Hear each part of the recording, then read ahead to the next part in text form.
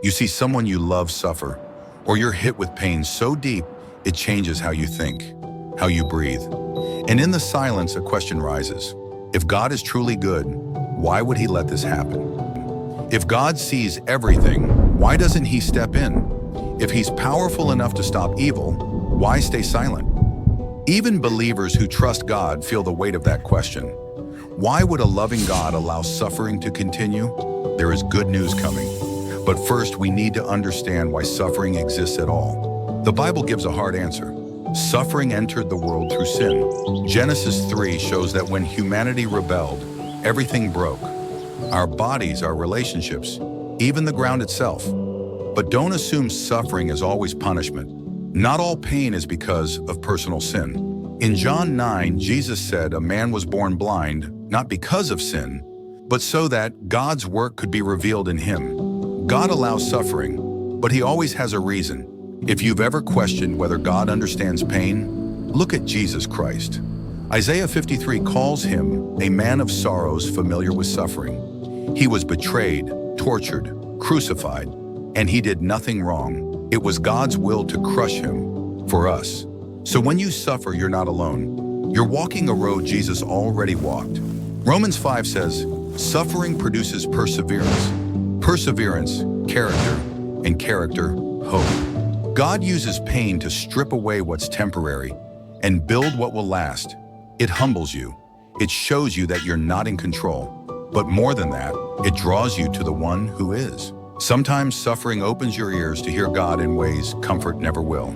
But don't miss this. Sometimes God doesn't just give you strength to endure. He actually removes the pain.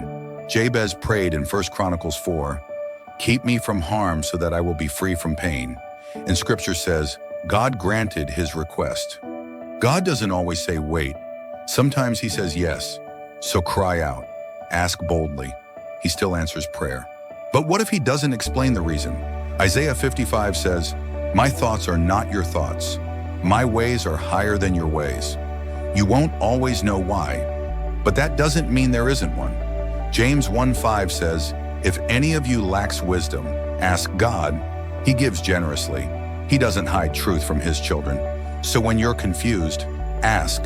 He may not remove the pain, but he can give you peace in it. Joseph was betrayed by his brothers, enslaved, forgotten. But God used it all. He rose to second in command in Egypt, saving a nation from famine. He looked at the very people who wronged him and said, "You meant it for evil, but God meant it for good." God doesn't just allow pain, he weaves purpose into it. Romans 8:18 declares, "Our present sufferings are not worth comparing to the glory that will be revealed in us." And Revelation 21 says, "He will wipe every tear from their eyes. There will be no more death or mourning or pain."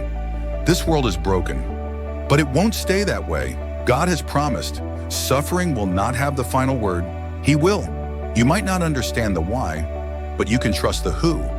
Jesus, who suffered for you, walks with you. He knows betrayal, grief, agony.